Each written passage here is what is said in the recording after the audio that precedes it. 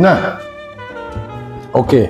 Labuku. Mantap. Kembali bersama saya Pembida Hidayatullah Dan Oheo Sinaboy. Oh, luar biasa. Nah, kita akan bahas tentang buku yang udah lama juga nih, tahun 90-an lah ya. Tulisannya James Gleick. Oke. Dia ini sebetulnya kayak visionary, science visionary gitu ya. Jadi dia melihat science, perkembangannya kayak gimana, dan kemudian dia melihat Dia bukan futurolog. Enggak juga. Dia lebih ke arah bisa mengekstrapolasikan dari discovery science yang ada, terus kemudian bagaimana science itu kemudian menata yang namanya kultur kehidupan kita atau peradaban kita. Nih judulnya Faster. Nah, James Gleick. Nah, saya nggak tahu masih ada nggak ya bukunya. Bukunya kalau keluaran tahun berapa ini? 1992 lah, 91, 92. Kalau buku-buku 90-an mungkin masih beredar, tapi susah untuk didapatkan di rak-rak toko buku kita yang biasa karena akan dipenuhi dengan judul-judul buku yang baru ya. Baru. Ini hanya bisa kita dapatkan mungkin di online atau di mana.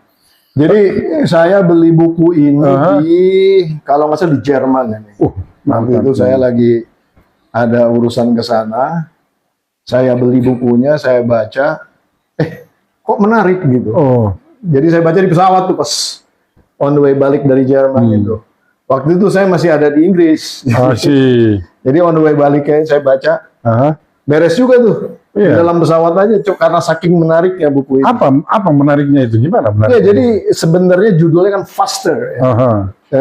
Mereka menceritakan atau dia menceritakan tentang yang namanya dunia ini makin lama makin cepat gitu ya. 90-an itu kan sebetulnya internet baru aja diperkenalkan ke dunia. Terus kemudian juga kita mulai bisa browsing, bisa cari informasi online, kemudian juga punya email, baru awal banget gitu ya. Dan tatanan yang ada di World Wide Web pada saat itu belum kaya sekarang ya. Belum sesofistikated sekarang. Artinya informasinya masih, ya orang hanya memperkenalkan ada kampusnya kayak gimana, dia punya library kayak gimana, dan lain-lain, paling selevel itu. Kemudian dia orang berjualan online pun belum seramai sekarang. Ada yang sudah memunculkan, terutama publisher ya. Nah, tapi kan orang prior to 90-an ini, maksudnya periode dekade 90-an ini, sebelumnya kan memprediksi kalau kita lihat film-film di tahun antara 70-80, kita bicaranya kan tentang eksplorasi ruang angkasa, tentang bagaimana perang bintang, tentang bagaimana yang namanya pokoknya Star Trek, Star Wars lah. Star Wars kan paling laku tuh. Paling laku tuh. Artinya bagaimana future itu akan diwarnai oleh yang namanya the final frontier. The final frontier itu adalah space katanya, ruang angkasa. Jadi frontier terakhir ataupun tantangan terakhir umat manusia itu katanya adalah ruang angkasa. Nah, tapi si James Gleick ini punya analisa yang berbeda. Apa itu, bro? Dia melihat dari perkembangan dunia IT, dunia informasi ini justru malah terbalik. Manusia akan terkungkung di dalam suatu ranah yang cepat di dalam kehidupan dunia. Ya, tapi dia akan berkutat di ranah dunia maya yang namanya sekarang kita tahu gitu ya, internet. Gitu. Jadi manusianya internet sekarang pada saat itu manusianya statik, keadaannya berubah cepat. Artinya ternyata manusia itu final frontiernya bukan space lagi. Nggak ada racing lagi. Kan kalau dulu zamannya Rusia sama Soviet sama Amerika itu belum lama ke ruang angkasa gitu kan. Teknologi roket dibuat. Terus kemudian Neil Armstrong, ya kan, balapan lah, the space race itu. Ternyata enggak, sekarang justru terbalik. Di dunia maya ini harus dikuasai gitu. Bahkan kalau kita bicara geopolitik, kalau Luna Maya beda ya dunia maya. itu urusannya kita menguasai dunia maya terus lunanya enggak, itu apa? Jadi artinya berbagai macam kehidupan kita itu enggak akan bisa terlepas daripada kegiatan di dunia maya itu. Sebetulnya bukan dunia maya juga. Sebetulnya dikonek oleh dunia maya. Tapi sebenarnya kan masing-masing orangnya ada pemain-pemainnya sendiri gitu loh. Nah, kalau kita lihat, kita sekarang ini persis dengan buku yang saya baca 90-an itu. Apa ukurannya? Apa yang terjadi? Ya artinya kan kita sekarang, dulu kepikiran nggak sih pesan makanan gitu lewat online, waktu itu akhir 90-an udah bisa kita pesan buku ya. Ya, betul. Lewat Amazon gitu Amazon datang, ya. tiba-tiba. Tapi kan itu 10 tahun kemudian setelah buku ini ada. Gitu. Jadi artinya the faster society ini bisa menikmati daripada keterkonekannya itu dahsyat sekali. Bahkan sekarang yang namanya game, game society, permainan dunia permainan ini itu kalau nggak online nggak menarik lagi. Iya. Kalau kita dulu kan main game ya di tangan aja, Nintendo. Sendiri aja kita main, nggak lama. Kalau sekarang anak-anak sekarang interaktif. Kalau nggak lawan siapa di dunia lain, itu nggak menarik lagi. Akhirnya mereka terkungkung di dalam ranah-ranah seperti itu. Dan bahkan tahu nggak sekarang market cap daripada game online, nggak hanya game online, tapi game secara total ya, maupun yang offline yang online, tahu nggak? It's like 3 kali lipat dari film industri Hollywood digabungin dengan pop industry. Jadi 3 kali lipat ini jadi artinya besarannya itu gede banget dibanding dengan Blue Film gimana? Wah, itu saya nggak tahu. Itu harus ada sendiri. Itu juga ada pasarnya. Itu belum sampai ke situ. Tapi intinya bayangin, imagine kalau market cap-nya segede gitu. Nah, artinya apa yang diprediksi oleh si James Clyde ini sudah masuk. Nah, tentunya saking semuanya ketergantungan, kehidupan ekonomi pun bergantung. Dalam konteks transaksi, dalam konteks perbankan, dalam konteks jual beli, dalam konteks ekspor impor, dalam konteks perdagangan bursa, semuanya udah merely udah online semua kan. Sampai judul. Sampai judi aja udah online. Judul itu adalah efek negatif atau efek positif daripada teknologi ini? Ya, tergantung. Bagi bandar kan ini efek positif. Bukan. Bagi negara-negara yang melarang ini pasti negatif. Seperti Indonesia melarang judi pasti negatif. Tapi bagi negara-negara yang membuka ini sebagai sesuatu yang kayak negara-negara kayak Amerika, China sekalipun membolehkan aja kan. Jadi sebenarnya silakan aja dilihat dari sisi pandang sendiri-sendiri. Tapi kalau saya pribadi saya anti judi online gitu. Karena tidak pernah main dan tidak pernah menang gitu. Bukan masalah tidak pernah menang, tapi ini kan masa nggak tahu lagunya Rhoma Irama. Judi yang membawa aku mati katanya gitu kan, menyengsarakan bro. Ya tapi kan Rhoma Irama ini menipu kita. Dia bicara itu kira-kira 20 tahun sampai hari ini dia masih hidup sama. Oke, kita nggak ngebahas Rhoma Irama. Kita balik lagi ke dunia maya. Bahkan di dalam konteks saking ketergantungan kita di dalam dunia ini, sebetulnya di dalam konteks ketahanan pun harus difikirkan.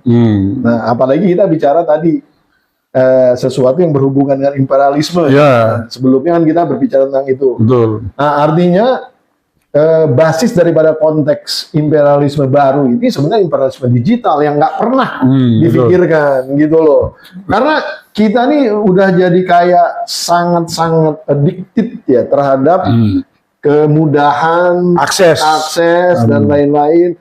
Bahkan sekarang lu kalau bangun pagi habis sholat subuh, kalau sholat subuh, kira-kira apa yang ngebuka? Zikir. Enggak lah. Pasti lu buka HP kan? Betul kan? Pasti lu buka HP, lu cek.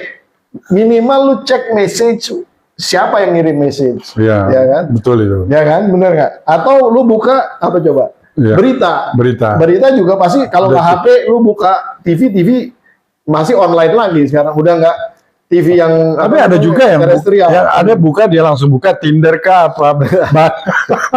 itu yang single kali ya. Kalau bukan saja yang single tapi yang bandel-bandel ya. Oh, yang bandel-bandel. Jadi beda single sama bandel tipis. Beda tipis. Ya oke. Nah, jadi saking kita tergantung ya kepada yang namanya dunia maya ini. Menurut saya harusnya kita mempunyai basis strategi defense dalam konteks Pertahanan. Ya, pertahanan. Bagaimana? Tentu tidak hanya dalam konteks sistem yang kita bangun, artinya kita Tapi apa si James ini dia singgung tentang dunia maya dalam pertahanan itu. Dia tidak kemudian ngebahas ke sana, tapi dia nge-warning. Oh, ada warning. Warningnya itu artinya sebenarnya bukan warning dalam tanda petik bahwa efek-efek yang disuguhkan kemudahan ini banyak sekali efeknya. Efeknya artinya manusia ini cenderung tentunya akan lebih indulge terhadap dirinya sendiri.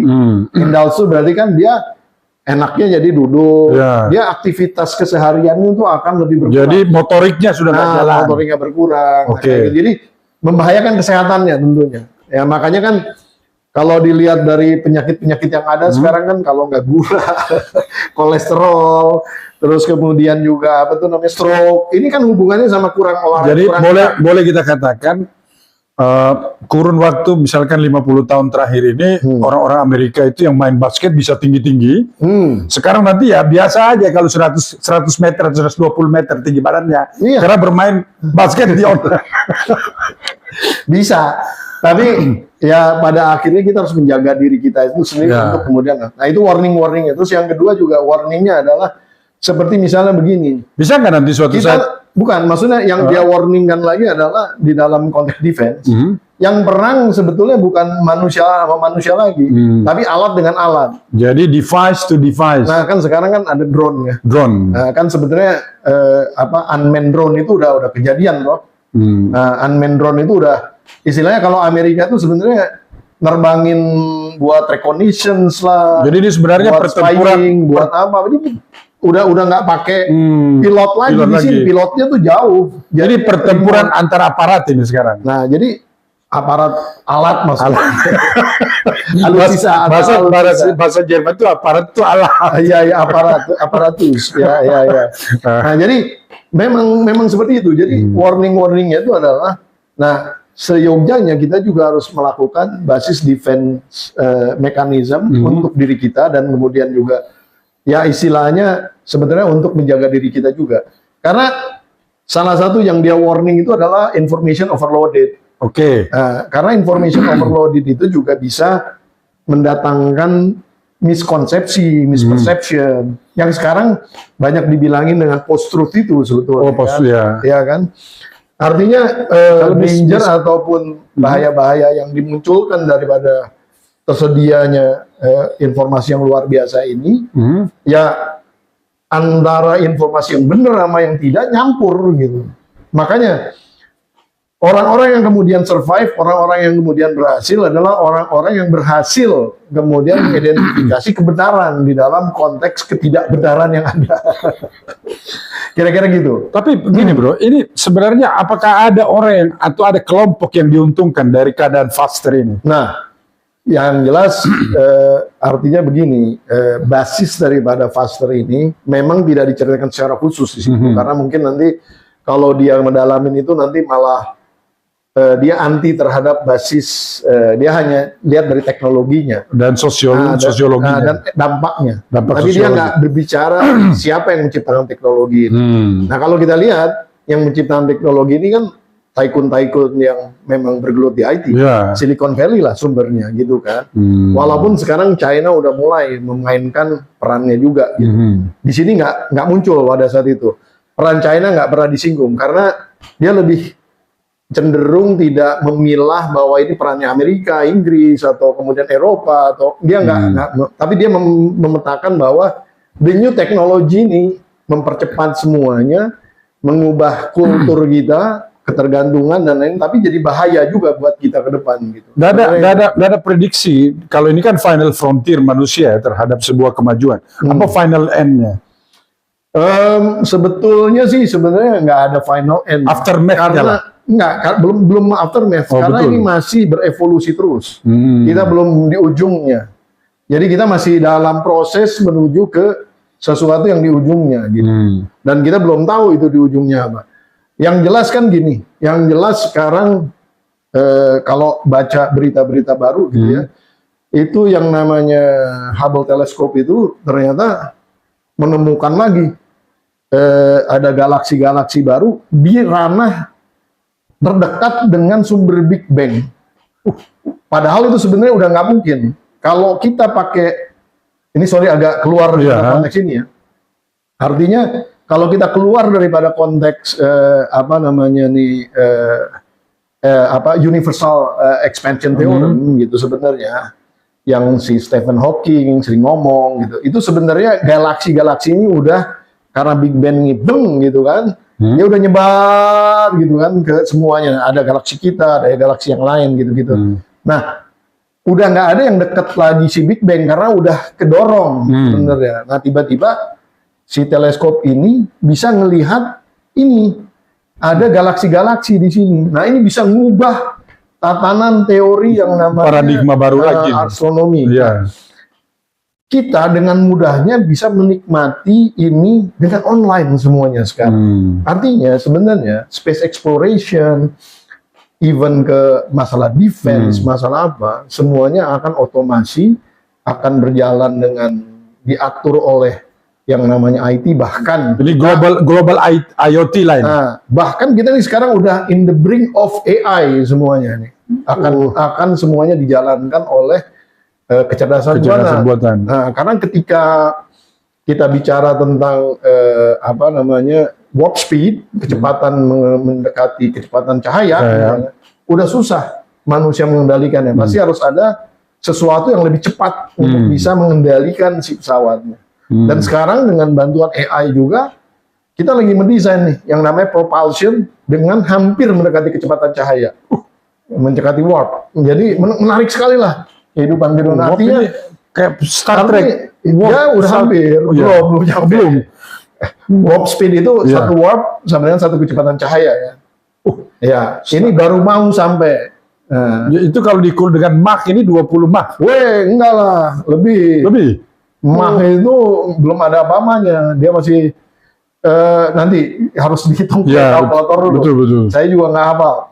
Tapi intinya begini.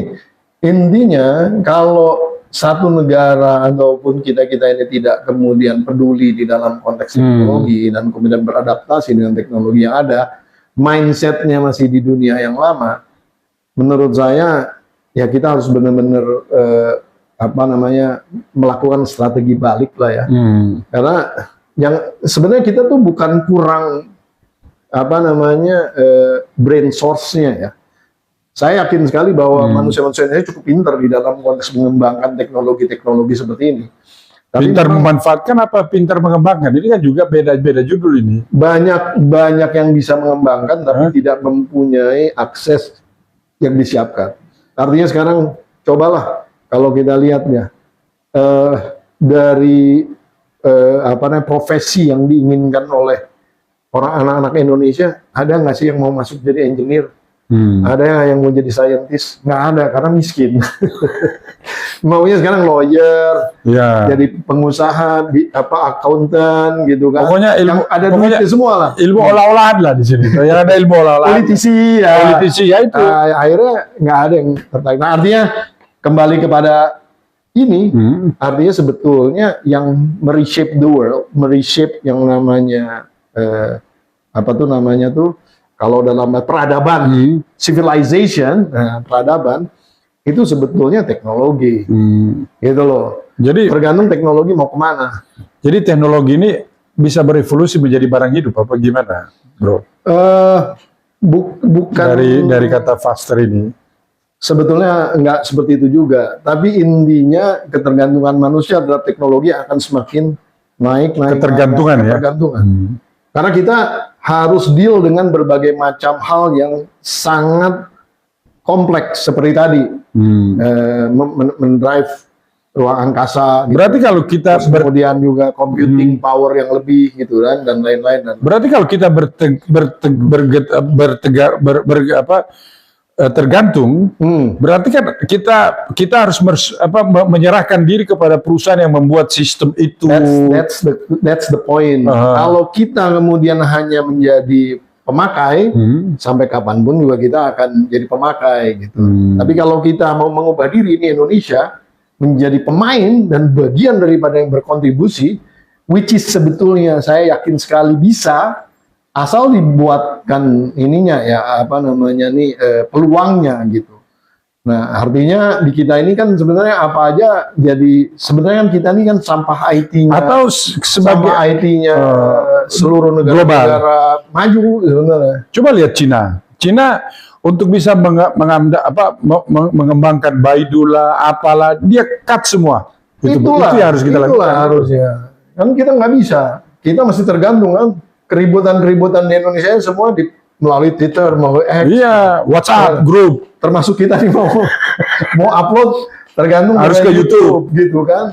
Harus kita buat sendiri gitu. Ya, bisa kan kita ini? Ya, sebetulnya bukan sesuatu yang luar biasa itu. Bisa aja. Tapi intinya kembali ke permainan tadi ya. Kalau ada industrinya, kalau ada prospeknya, menurut saya ini akan menjadi sesuatu yang istilahnya bisa menjadi Indonesia lari ke depan gitu. Karena kalau kita mengandalkan basis profesi klasik, wah udah ketinggalan sebenarnya. Bakal habis lah. Yeah. Karena kan yang namanya ini bukan kata saya, kata beberapa researcher, bahkan ada beberapa konsultan seperti McKinsey gitu, bahwa 50% of the world's profession itu akan diambil alih oleh AI.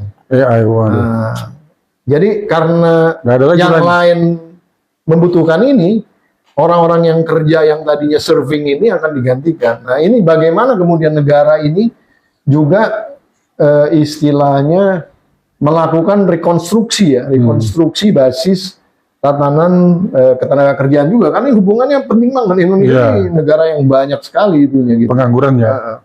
Pengangguran sekali. Oke, apa chapter terakhir dari si Jack ini? Intinya sih sebenarnya dia buat teaser di dalam konteks kedepannya yang dia sayangnya tuh nggak nerusin buku ini gitu. Padahal sebenarnya akan menarik gitu kalau dia nulis lagi. Dia nulis buku yang lain lagi gitu. Tapi dalam hal ini yang saya lihat ya memang visionary-nya itu yang sangat menarik ya. Bahwa dari analisa seseorang bisa yang kita rasakan. Berarti kan dia memang udah tahu gitu ya. Juga. Nah, Indonesia jarang sekali ya di dalam konteks ini yang memiliki juga penulis-penulis seperti ini. Kira-kira seperti itu, Bro. Ya, oke. Terima kasih. Cukup lah ya. Cukup lah. Oke, sahabat Lah Buku, terima kasih. Nonton terus. Kita nanti subscribe, like. Ada buku menarik yang akan datang yang nanti. Kalau benci juga komen aja biar. Komen aja. Komen aja. Mantap.